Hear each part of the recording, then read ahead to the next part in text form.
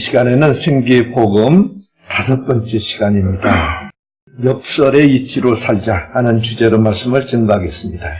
2003년 2월 7일 국민일보에 난 기사입니다. 춘천시 서면의 박사마을이라고 하는 기사인데, 이 서면은 춘천시에 속해 있지만은 가까운 거리인데도 강이 두 번이 늦게 끼어 있어가지고 아주 외진 곳으로 그렇게 알려져 있었다고 합니다. 농토는 좁고, 여러분 춘천 지역에 가보셨으면 아시겠지만 농토할 만한 자리가 그렇게 많지 않잖아요. 그래서 경제적으로 아주 낙후된 그런 지역이었는데, 그래서 많은 사람들이 문맹률이 높고 그래서 수준이 아주 낮은 그런 곳이었는데, 1954년에 그곳에 바로 서면 금산이라고 하는 곳에 금산교회라고 하는 것이 세워줌으로 말미암아 온 면에 복음이 전파되면서 완전히 달라지는 역사가 일어났답니다. 그 금산교회 그 담임한 그 홍순우 목사님이 이렇게 서면이 교회가 쓴 뒤로 발전하게 된 중요한 원인 중에 하나는 이 교회를 통해서 받아들인 그 복음, 기독교의 그 복음을 받아들여서 완전히 새로운 삶, 새로운 인식을 가지고 새로운 가치관을 가지고 삶으로 이렇게 되었다. 홍순우 목사님은 판단하고 증거했다고 그럽니다. 이 박사 마을은 현재 박사 학위를 가지고 있는 사람이 78명이고요. 이 면 단위에서 아마 전국적으로는 제일 많은 박사 학위를 받은 사람들 가지고 있나 봐요. 그리고 초중고등학교 교장 선생 이상의 교육자가 71명이고요. 그리고 국회의원이 3명이나 나왔고요. 그리고 군수가 5명이나 나왔고요. 그리고 법조인이 6명이나 나왔고요. 그리고 교육감이 2명이나 나왔고요. 그리고 5급 이상 공직자가 60명이나 나왔고요. 목사님이 10명이나 나왔고요. 상상할 수 없는 일이 이 한 면에서 이렇게 이 한 교회를 통해서 일어났다고 하는 것입니다. 참으로 예수 믿게 된다고 하는 건 얼마나 큰 복이고, 교회가 있다고 하는 것이 얼마나 큰 복인가를 꼭 아셔야 됩니다. 이 기독교의 복음이 완전 무엇이기에 이렇게 한 면을 완전히 바꿔버렸을까? 그 인생을 완전히 바꿔주는가? 삶을 완전히 바꿔주는가? 기독교의 복음이 뭔가? 예수님이 과연 그 준 복음이 어떤 것이기에 이렇게 완전히 한 지역을 바꿔버리고 이 인생들을 완전히 바꿔버리는가? 한 면을 이렇게 바꿔버릴 수 있는가? 그것은 바로 역설의 복음 때문입니다. 예수님께서 가르쳐준 복음이 역설이라고 하는 것입니다. 십견주의 철학자 키엘 케굴이 한 말입니다. 기독교는 역설의 종교다. 이 역설이라고 한 말은 영어로 파라독스라고 합니다. 이 파라독스라고 한 말은 보기에는 모순 같은데 진리다, 참이다 하는 이론 보고 파라독스라고 합니다. 분명히 상식에는 맞지 않아요. 과학적이지 않아요. 그런데 그게 진리예요. 그게 참이에요. 그런 것을 바로 파라독스라고 하는데, 예수님께서 가르쳐준 복음이 바로 그런 겁니다. 모순 같은데 참이야. 진리예요. 여러분, 예수 믿는데 절대 상식적으로 믿지 마시기 바랍니다. 과학적으로 믿지 마시기 바랍니다. 예수님께서 가르쳐주신 이 역설의 복음 파라독스 따라서 역설적으로 꼭 믿으시기 바랍니다. 역설적으로 이 예수님 가르쳐준 이 복음, 역설의 복음 따라서 꼭 생각하시고 그리고 사시기 바랍니다. 그래야 저 춘천 서면에 역사가 일어날 수 있습니다. 그 모든 교인들이 교회에 나와가지고 역설적으로 생각하고 역설적으로 믿고 역설적으로 살았기 때문에 그렇게 모두 성공할 수 있었던 겁니다. 복받을 수 있었던 것입니다. 어찌든지 여러분 머리로 상식적으로 이론적으로 믿지 마시고 예수님께서 가르쳐주신 이 역설의 진리 따라서, 이 역설의 복음 따라서, 역설의 이치 따라서 꼭 가시기 바랍니다. 그러면 예수님께서 가르쳐주신 이 역설이 뭔가 5가지입니다. 오늘 제가 시간 되는 대로 5가지를 다 말씀을 드리든지, 그렇지 않으면 그냥 시간 보고 딱 그치든지 할 겁니다. 첫째가 뭐냐면 주는 것이 받는 것이다. 주어라. 그냥. 주어. 그냥. 그러면 너를 받는다. 분명히 누가복음 6장 38절에 말합니다. 주라. 그리하면 너에게 줄 것이니 곧 부이 되어 누르고 흔들어 넘치도록 너에게 안겨주리라. 척은 치르심 없이 받아들일 수 있는 확정적인 말씀으로 주어. 그러면 너에게 안겨줄 거야. 흔들어서 넘치도록 안겨줄 거야. 그러므로 이제부터 주는 생활에 여러분 주는데 어떻게 그렇게 컸습니까? 분명히 우리 상식에게 안 맞아요. 여러분 주는데 여러분 줄 때 기분 좋아요? 받을 때 기분 좋아요? 그런데요 세상 사람들은요 이 대답 안 나옵니다. 받으면 재수 좋대. 가오냐 뭐 받는 날은요 기분 좋고 그냥 주고 살자. 그것이 복 받고 그것이 기분 좋은 거예요. 아니나 우리 예수 믿는 사람은 그 맛을 알잖아요. 주는 맛. 얼마나 좋게 기분이 주고 내가 주는데도 기분 좋은 거야. 세상 사람들은 내가 주면서 기분 나쁘거든요. 오늘 재수 없네. 하고 그러는데 우리 예수 믿는 사람들은 이 복음이 들어가가지고 주는 것이 그렇게 기분 좋은 거예요. 내가 이렇게 없앴는데도 그렇게 기분이 좋은 거예요. 이게 복음이에요. 이게 축복이에요. 이 주는 것이라고 하는 건데 구제한다고 하는 말이거든요. 분명히 신명기 15장 10절에 말합니다. 너는 반드시 그에게 구제할 것이요 구제할 때에는 아끼는 마음을 품지 말 것이니라. 이로 인하여 내 하나님 여호와께서 내 범사와 내 손으로 하는 모든 바에 네게 복을 주리라. 구제해. 주어. 어려운 사람들이 있으면 주어. 그러면 하나님께서 틀림없이 네 범사에 내 손으로 하는 모든 일에 복 줄 거야. 그러니까 주라고 말합니다. 우리 예수님께서 바로 이 말씀을 다시 주신 것입니다. 꼭 여러분들은 이제부터 주는 삶, 이 복음, 이 주는 이 복음. 따라서 다시 이제 절 때 주면서 재수 없네 그러시지 마시고 받으면서 기분 좋네 그러시지 말고 이제부터는 주면서 기분 좋게 꼭 다시 바랍니다. 그러면 나는 잊어버려. 나는 준 거 잃어버려. 혹시라도 주면서 적어놓지 마세요. 어떤 분들 주면서 적어놓는 사람이 있어. 바위 위에 새기는 사람이 있어. 주워버리고는 그냥 잃어버리는 거야. 그러면 나도 모르게 와요 그냥. 하나님께서 그냥 기억하시고 다 준다는 거예요. 잊지 않겠다는 거예요 하나님께서. 하나님께서 기억하는 것을 왜 내가 바위 위에 새기냐고, 왜 일기에 왜 써놓냐고. 받는 것을 침책에다 적어놓으시고 주는 것은 절대 여러분들 마음속에 기억하지 말고 머릿속에 기억하지 마시기 바랍니다. 다 잃어버리고. 그러면 하나님께서 다 주시는 것입니다. 목펠러라고 하는 사람이요.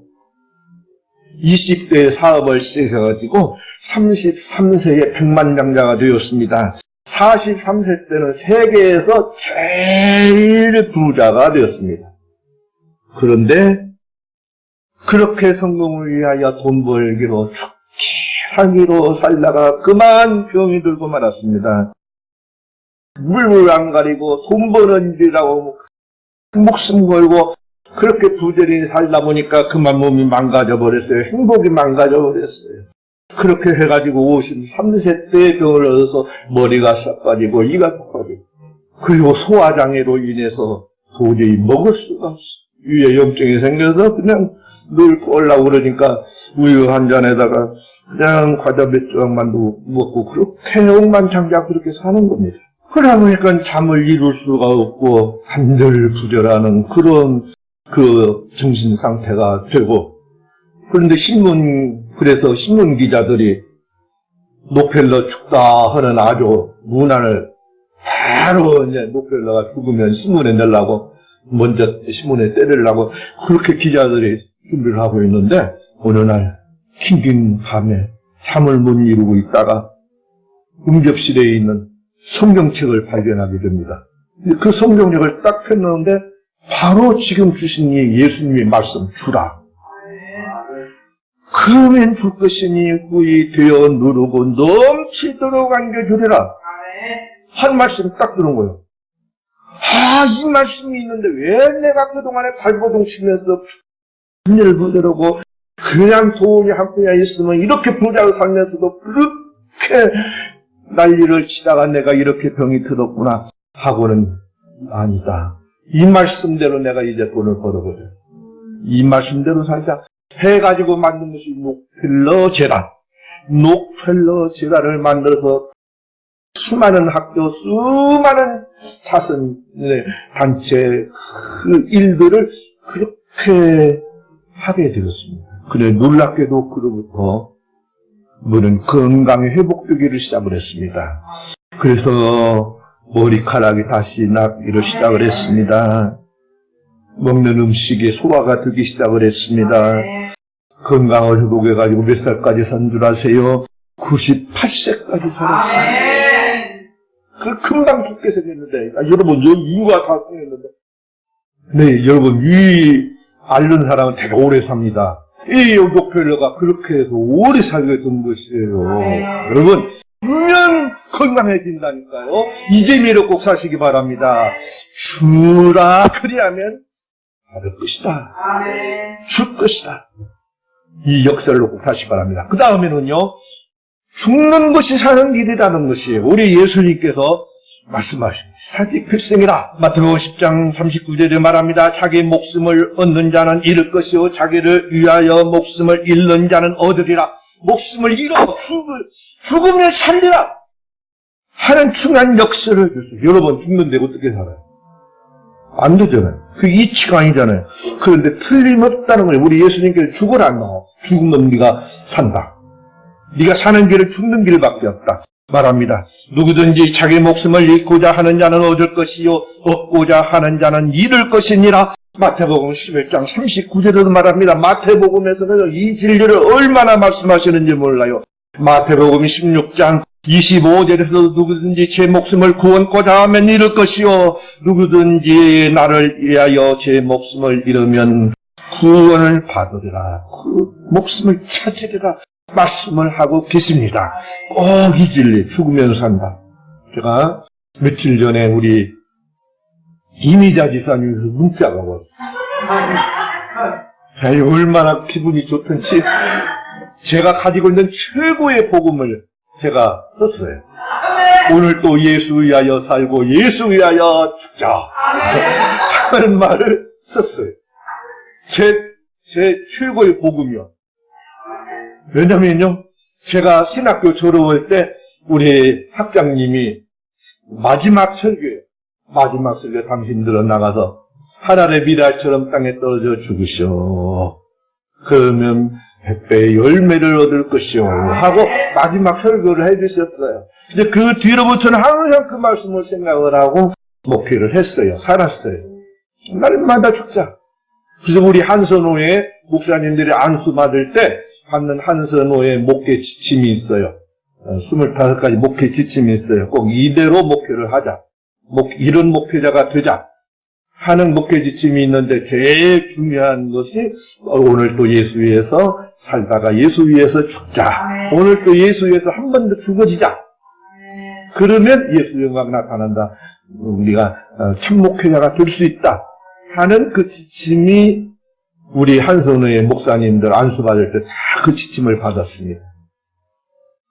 우리 한선우의 속에 있는 살아있는 성도들도 다 그렇게 사시기 바랍니다. 날마다 예수 위해서 죽자. 예수 위해서 살자.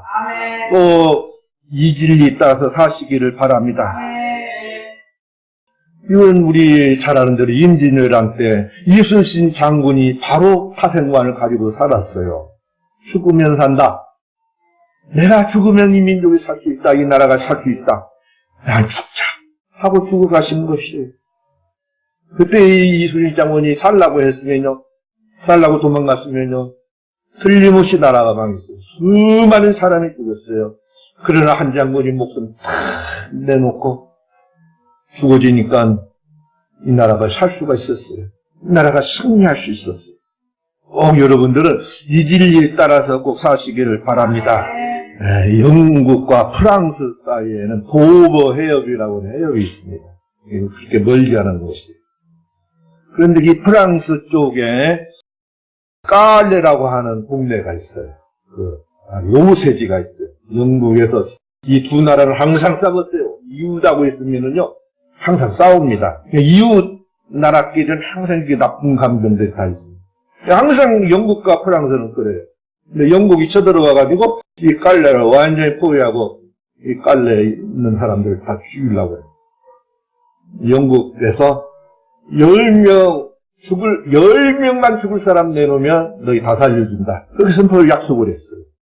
그러니까 이 깔레에서 10명 모집을 했어요. 이 깔레를 위해서 죽을 사람 10명만 나오시오. 그러니까 11명이 딱 나왔네. 우리 깔레를 위해서 내가 죽겠습니다 하고 11명이 딱 나오고 여기 됐어요. 죽겠다는 것이. 한 명 남잖아요. 그러니까 한 명은 누군가 보내자. 다 가라고 하니까 안 가는 거예요. 내가 죽겠다. 당신 가라. 당신 가라고. 돌아가라고. 당신 창가간 지 얼마 안 됐잖아. 그냥 가. 아들 난 지 얼마 안 됐잖아. 가. 당신 가난하잖아. 가. 아무리 조건들 가라고도 안 가는 거예요. 제비 뽑기 하자. 해가 제비를 딱 뽑았어. 제비 뽑힌 그 사람은 이제 돌아갈 수 있는데 이 사람이 집으로 돌아가는 게 아니라 영국 진지로 돌아가는 거예요. 영국 진지로 나가는 거예요. 여보십시오. 나를 죽이십시오. 나를 먼저. 그러니까 한 명 딱 오니까 당신 하나만 죽여? 10명 죽일 건데 그러니까 나 먼저 죽이시오. 안 죽인다 오니까 직접 칼을 내가지고 자기 보고 죽입니다. 영국군들이 이 사람이 이럴 때 이 깔레인들 죽이면 안 되겠다. 하고는 거기 나머지 있는 10사람까지 다 살려서 깔레의 자유를 주었대요. 죽고자 하는 사람입니다. 꼭 이 진리 따라서 하시기 바랍니다. 그 다음에는요, 우리 예수님께서 어떤 역설의 진리를 주셨냐 하면요, 낮아지면 높아진다 하는 진리를 주셨습니다. 마태복음 23장 12절에 누구든지 자기를 높이는 자는 낮아지고 누구든지 자기를 낮추는 자는 높아지리라. 마태복음 20장 26절로 27절로 너희 중에 누구든지 크고자 하는 자는 너희를 섬기는 자가 되고 너희 중에 누구든지 으뜸이 되고자 하는 자는 너희를 섬기는 자가 되라. 너희의 종이 되어야 되라 하고 말씀해 주셨습니다. 꼭 여러분들은 이 진리 잊지 마세요. 그를 태하더니 항상 낮춰.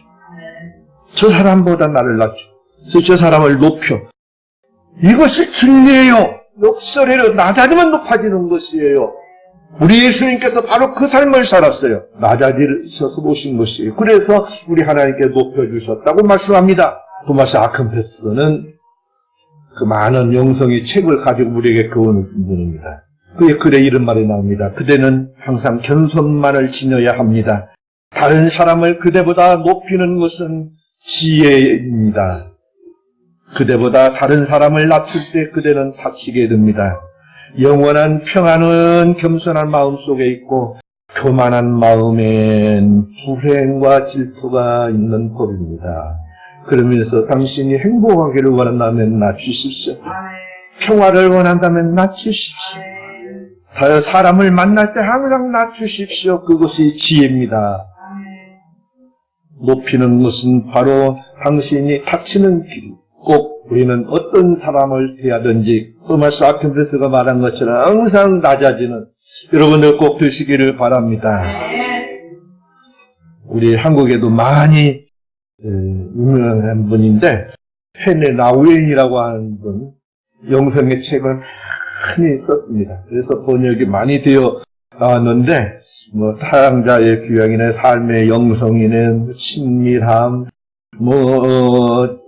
제니스 일기 셀 수도 없는 책이 많이 나왔어요. 우리는 엄청난 영감을 주고 생명을 주는 생기를 주는 그런 책을 많이 만든 분인데 이분이 누구냐면요 하버드 대학 교수님이었습니다. 하버드 대학의 교수는 얼마나 세계에서 알아주는 분입니까? 그 인생의 절정에 올라간 이분이 후련히 하버드대 교수직을 딱 내려놓습니다. 그리고는 어디로 가냐면 캐나다의 토론토의 데이브레이크라고 하는 이 공동체, 좀 정서 장애자들이 모인 몇 명 되지도 않는 그런 단체에 가서 섬기는 그런 사제가 되어야 되겠다 하고 사제 안수를 받고 그곳에 내려가게 됩니다.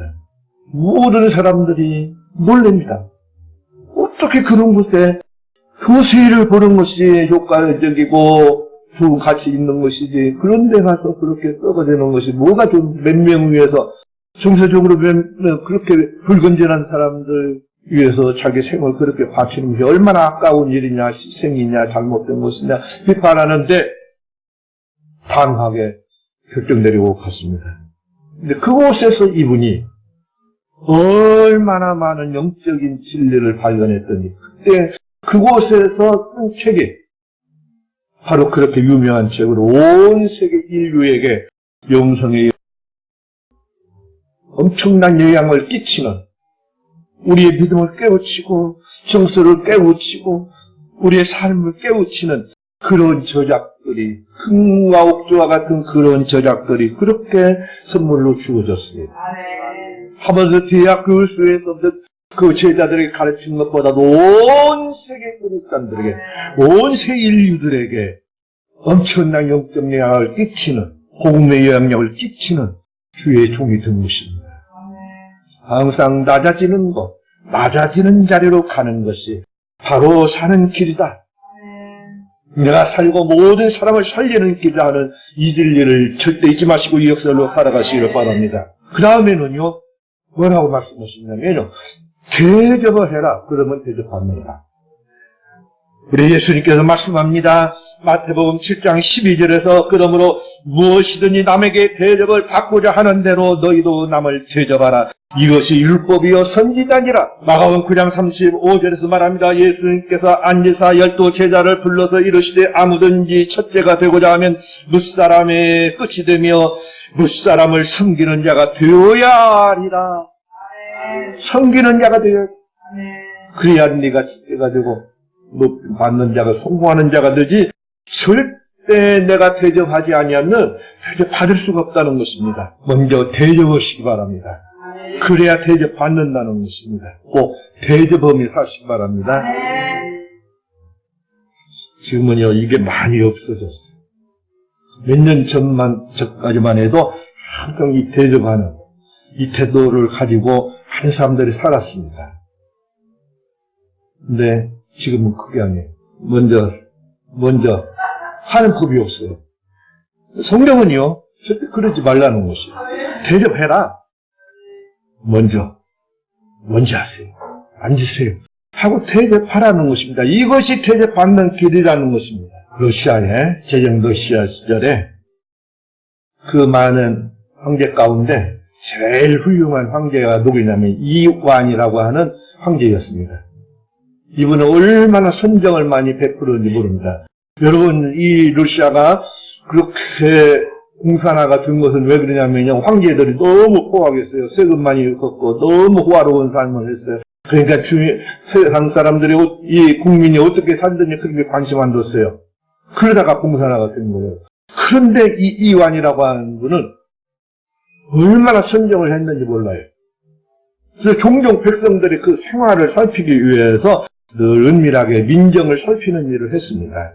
한 번은 피바람이 막 몰아치는 날인데, 이제는 이 황제가 방랑객으로 그렇게 복장을 하고 이리저리 찾아다닙니다. 막 피바람이 몰아치죠. 막 노크를 해요. 가는 집마다 귀찮다고 그냥 박대를 합니다. 그래서 이제 그 시내에서 벗어난 농가로 가가지고 집을, 여보세요, 여보세요, 좀 도와주세요. 그래서 그 한 농부가 나오는데 반갑게 맞았나? 아니, 이렇게 비바람이 몰아치는데 어쩐 일입니까? 어서 오세요, 어서 오세요. 내가 가서 보니까 마침 아기를 낳은 출산한 주부가 있는 그런 집이고, 집에서 조리하라는 중인데 이 농부가 식방송을 내놓고 얼마나 가난하든지 이 산모마저도 방송국에서 그렇게 지금 조리를 하고 있는 중인데 식방송을 내놓더니 여기 앉으시라. 그리고 한 덩어리 빵을 내놓고, 그리고 물 한 모금 빵 내놓습니다. 이것밖에 없습니다. 하고 대접을 한 것이에요. 이완 황제가 얼마나 감격을 했던지, 마음이 기뻐가지고 그 집방석 위에서 깊게 잠을 자고 새벽에 떠났습니다. 오후가 됐습니다. 러시아 황제가 행차를 합니다. 그러니 그 신하가 따고 황제 행차시오. 주인은 나오시오. 또 나와보니까 황제가 따고 온 것이오. 황제시오, 어떤 일입니까? 그러니까 얼굴을 드세요. 제가 어쩌냐게는 방랑객으로 왔으나 오늘은 황제로 왔어. 황제의 선물을 받으시오. 금괴를 탁 넣어서 받으시오. 어쩌냐게 바로 빵 한 조각, 물 한 모금이 금괴가 되어서 들어왔습니다. 여러분, 대접하는 것이 바로 대접을 받는 길입니다. 한 가지가 더 남았어요. 이거 다 말씀드릴 수가 없어요. 그 마지막에 뭐냐면 쉼을 얻으려면 안식 얻으려면 멍에를 매라 하는 말입니다. 내 멍에를 매면 네가 쉼을 얻으리라. 여러분 멍에를 매는데 어떻게 쉬어? 그런데 바로 그것이 진리다. 그게 역설의 복음이다 하는 말씀입니다. 이 5가지 역설의 복음 따라서 여러분들 삶으로 말미암아 역설의 역사가 꼭 일어나시기를 축복합니다. 기도드리겠습니다.